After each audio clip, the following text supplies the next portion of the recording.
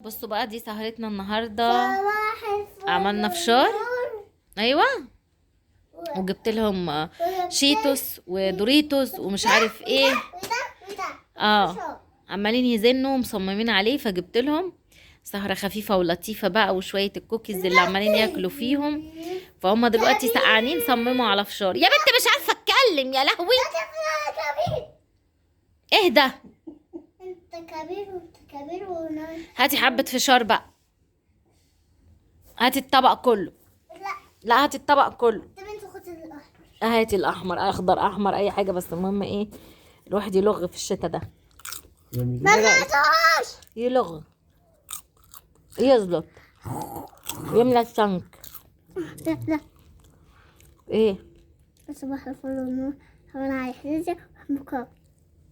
ما قلتش حاجة. قلت. بتحب المتابعين؟ ايوه. هما مش بيحبوكي. هما مش بيحبوكي. لا بيحبوني. لا طبعا مش بيحبوكي. لما اكبر وابقى عروسة يبقى انت تبقى عروسة احنا هنبقى عروسة وانت هتبقى قول لهم لو هم قالوا مين دي رفان دي دي بنتي عروسة. ده يا شيخ فين؟ لا ما صدقش. لا قول لهم كده. يعني رفان بنتي هتبقى عروسة؟ وانا هجوزك. هجوزك. هتتجوزني؟ متجوزة الراجل ده. وانا قاعد كيس جوافه.